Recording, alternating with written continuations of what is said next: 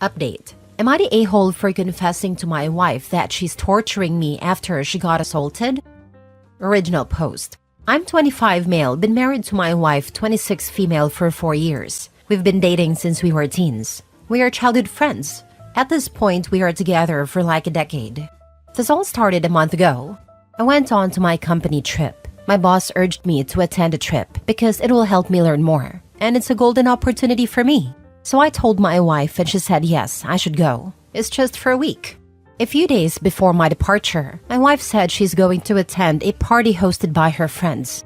I said she shouldn't attend. She got mad and asked me why I'm restricting her. You see, my wife has become quite an alcoholic in past few months. It has become a problem for both of us. So I said if you drink too much, I won't be around to help her. She kept saying she will be fine, but I was adamant. And finally, she said she won't attend and I trusted her. I went with my boss and after 3 days, my wife called me. I couldn't pick her call, but when I checked my phone, I saw so many calls and texts from her. And when I did, I immediately called her. She kept yelling at me and said, "Come back right now, come back right now." I panicked as well, and I cut my trip short and went back to her. When I arrived, she hugged me like never before and kept crying and crying. It took a long time, but she told me she was violated. I asked her about the details, and she told me she was ganged up on by a bunch of guys after she got drunk. Till this day, I don't know who these guys are. I asked her multiple times, but she just said she doesn't want to tell me. I asked her to press charges, and she said no, that it will ruin her life even more. This is going on for a month now, but a week ago she went full-on crazy mode. She's basically glued to me. Even during shower or bathroom, I see her everywhere. She went as far as locked our house from the inside. I talked to my boss and explained, and he gave me some time to fix it all. Yesterday, I told her she's going too far. She had locked me and herself in our bedroom and didn't let me go anywhere. When I asked her why she is doing this, she said she's scared that I will abandon her. She hugs me so tight even I feel uncomfortable. And when I had enough, I said that she's torturing me. "You don't tell me anything. I'm trying to help you, but you don't care." After I said this, she's crying nonstop. And if this goes on, it's going to cost me my job. I won't even be able to feed myself. Forget about feeding her. But the way she is, I think I went too far. Did I say something I shouldn't have? I don't understand anything at this point. Now for the top comments before reading the update. This is way above our pay grade. You calling the local assault hotline would get you in touch with resources that should be applied to both you and your wife. And it wouldn't require reporting it to authorities. You can't fix this yourselves. The dude needs to get that poor woman to a doctor and a therapist pronto. From the recent onset of her alcohol issues, this incident is just the latest. I agree, she is drinking out of nowhere for a reason. I think there is something more than what just happened on his trip. The fact that she won't tell him who is also concerning. She was at a friend's house. I hope it wasn't any of the husbands. You both need counseling. Badly. You need to be prepared for any details that come out. No police, no reports. I don't want to tell you who did it? It doesn't sound good. You think it was family members? Or some people powerful in town / related to the police? Maybe mutual friends are his. It can be anything.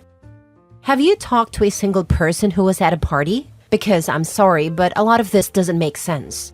She was at her friend's house. She got banged on, and not one of her friends had reached out or said anything? Was more likely a gang rape at a party or cheating at a party. Surprised this doesn't have more upvotes. She cheated on bro and is spiraling with the guilt. The not wanting to report it, to not saying who it was, etc. is all just covering for the "if I call the cops, they'll say it was consensual and my husband will know I cheated." Now for the update 3 weeks later. I posted my situation last month, and if anyone just wants the LDR, when I went on a trip, she went to a party where she got drunk and she had alcohol problem. I urged her to not go because I won't be there to take care of her, but she called me controlling and went anyway. And while I was on my trip, she called me back urgently and told me she got violated by a bunch of guys. So I'm posting again because I want advice. It turns out the party host was a guy she was having an affair with for the past 5 months. She revealed this all information in our couples counseling. She's undergoing individual counseling, psychology treatment for her trauma, and treatment for her severe alcohol problem. What she said in counseling was that she met a guy at a bar and she was lured by his charm, and they would make out and do other things. But when she went to his party, he invited a bunch of guys she never saw, and they did things to her. I don't want to speak about it or explain. And what she told me without a counselor is that she's coming clean and doesn't want anything to do with him or anyone. She realized that all other men just wants to exploit her vulnerability, and I'm the only man that truly cares for her, and she would never ever look at any other man, only me. We had a family meeting where my parents and siblings and hers came over at my house, and they said that my wife made a mistake and is going through a very tough time. She has changed and learned from her mistake, and I am a great man for taking care of my wife, and I should never think about divorce. I was thinking about divorce, and I only shared this with my colleague who has become my best friend over time. And after I vented, and I'm embarrassed to say that I cried in front of her, she said it's best for me to live alone my whole life than living with her. I ask strangers here for advice, like what should I do? Should I accept her because she changed her ways and take care of her, or just divorce and move on? She was having an affair for 5 months. She did not willingly tell you due to guilt or anything. She had to come clean because something awful happened. Otherwise, you still probably wouldn't know she was cheating. Doesn't seem like she cares about you much, except for what you can do for her. She obviously makes bad decisions, but luckily she has a supportive family. Let them take the lead here while you gently back out. You don't need this, unless you want to be tethered to a cheating alcoholic with emotional issues for the rest of your youth and potentially life. Not a-hole. This, divorce. She cheated, plain and simple. If there was no cheating and a bad situation still happened to her, that would be an entirely different story. But that's not what happened. It is horrible something terrible happened to her, but that doesn't dissolve the cheating. Her mental and emotional health does not trump yours. Why should you stay with somebody who doesn't respect you? She changed her ways? No. Pretty clearly not, since she has recruited both sides of the family to help with manipulating him to stay with her. That's so bad it's scary. I would leave her and take at least a long break from all of them. You're only 25 years old. You are too young to stay in a toxic marriage with a toxic person. People restart their lives at a much older age. You don't have to be anyone's psychological support, crying wall, caregiver, etc., especially if she cheated on you. I understand you have no children. Focus on your future and yourself. Get yourself out of this mess. 25 is so young. There is so much time to meet someone that you will click with and love you back. You can meet people through work, running club, book clubs, sisters of your friends, or college classes. Ask a girl to grab a coffee on Saturday morning. Ask a girl to go see a movie. Get out and live your just starting life. Cut out all these toxic in-laws and toxic wife. OP is certainly young and able to rebuild once he leaves. But that is if he leaves. All his comments reveal that he wants internet strangers to validate his bad decision to stay. Last story. Am I the a-hole for refusing to fully support my wife financially? Original post. I, 50 male, and my wife, 43 female, have been together for 7 years, married for 18 months. No kids on either side. Our relationship has generally gone well. We're physically compatible and enjoy each other's company. Honestly, the conversation is not super deep. We mostly have general positive but surface-level interactions. From the start of our relationship, I've paid most of our joint expenses, dinners and vacations, and we both moved into a house I owned 4 years ago. That wasn't a big problem for me. I earn well and she was also making just over 6 figures and was able to buy herself what she wanted. She has a bit of fake clothes habit, but it doesn't really bother me. Over the last year, a few things changed in our relationship. Firstly, my wife left her job. She went out on leave but didn't return. Then we went on vacation, and while on vacation I had a serious medical issue, which meant we had to cut the vacation short. I spent 6 weeks in and out of hospital. My wife was supportive, like driving me to and from appointments, but didn't really engage with what I was going through. A few months after that, I had pretty much recovered. At that point, my mother passed away. I grew up outside the US, so went back to my family for the funeral. While I was with my family, my wife asked me if I'd consider an open relationship. To be honest, the medical issues had negatively impacted our intimate life. I felt the timing was inappropriate and my wife apologized. I came back from the funeral a couple of weeks later and went back to work, but things felt tense. Last week, my wife told me she was running out of money. This was the first time she'd mentioned any money issues. We've never had a joint bank account, but she is insisting that we open one, and I put my salary into it. We've never discussed that before either. I told her that I didn't feel very emotionally supported in the relationship, and I feel blindsided by what I saw as an ultimatum. She responded that maybe we should separate if I'm not going to step up and fully support her. Am I the a-hole for refusing? Now for the top comments before reading the updates. Not a-hole. As an adult in an adult relationship, it's pretty crazy to expect someone you met at age 36 to support you without some kind of trade-off. No kids, I assume, so what she's doing all day? She sounds like she's pretty clearly said, I want to sleep with other people, and if you don't support me financially, we might as well separate. She is an aspiring actor.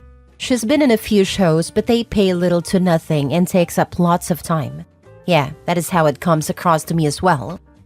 Not a-hole, but your relationship sounds less about love and more about convenience. Are you together just so you are not alone? The marriage is young and may not be hard to get out of, but I wouldn't stay in such a relationship of what sounds like one of those if we haven't found love by X age, let's get married kind of situations. If she's ready to separate, then maybe it is time to dip out. This hurt to hear, probably because it's truer than I'd like it to be. I don't like being alone. At some point, I looked at all the people I dated and went, this is pretty good all things considered. But pretty good, not great or love of my life.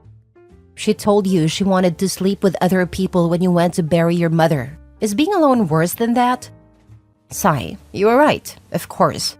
But sometimes when I hear statements like this, it's like reading about people with terrible bosses who stick out their awful jobs because they don't have any financial cushion.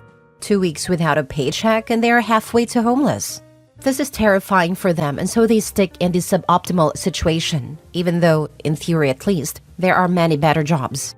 I was adopted at birth. My adoptive mother, who recently died, was a narcissist who used me. I was smart, and she showed me off to her friends, which I hated. I had no friends of my own. Generally, my childhood sucked. I've made a much better run of my adulthood. Good jobs, my own friends, etc. But my relationship cushion is still thin despite 20 years of therapy. It doesn't take much for me to think maybe nobody actually loves me. I'm not looking for pity. But be aware that just because something seems like an obvious thing to do doesn't always make it easy. That is incredibly insightful and self-aware. Get back in the dating pool. Your friends love you. Girlfriend can be a good romantic companion, even if there isn't deep love there. You deserve better than what you have. Mini update. Thanks to everyone who commented. It's honestly pretty sobering and has forced me to confront some things about my marriage, but also about myself that aren't particularly pretty. We're sleeping apart tonight and I'm going to bed. Now for the full update. Well, it's been quite a whirlwind of a week. After we had the initial discussion, we didn't talk for almost a day. Then we came back with a mutual expression of WTF just happened in our faces and stared blankly at each other. I suggested that we take a time out to write down what was on our minds, that we could have each other read it, and that would be the basis for a more in-depth conversation. So we spent the day doing that. Boy, it did not go well.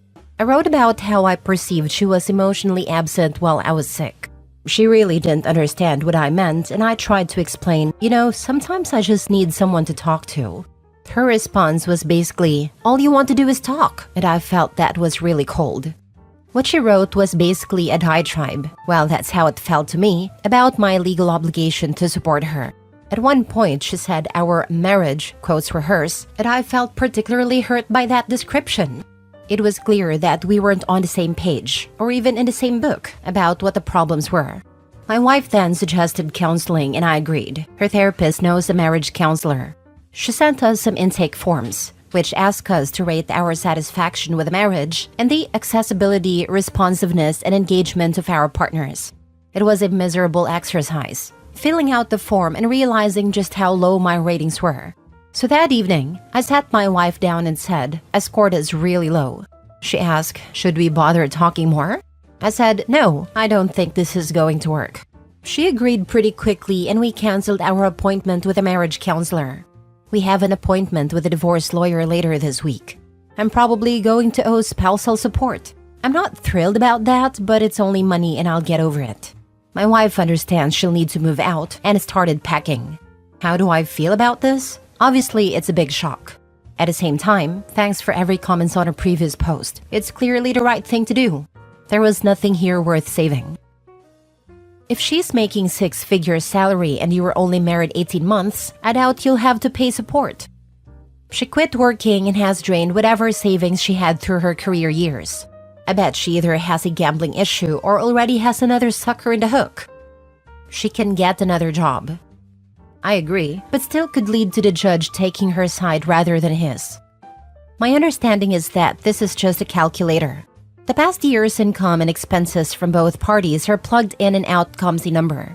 This is for temporary spousal support at least. I don't think there will be long-term support due to the marriage being short. For the spousal support, maybe the fact that she decided to quit her job could have an impact on the amount of support you owe.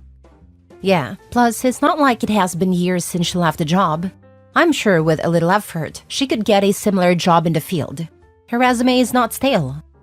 From what I understand, spousal support is based on the past year of marriage, when she wasn't working. Yay. It is half the length of the marriage. So it's not forever, but it doesn't matter why she quit her job. It's strict community property where I live. Get your own lawyer. How long has she been out of work? She left her job at her own volition, and if she hadn't been out that long, you will not owe support with a half-decent lawyer.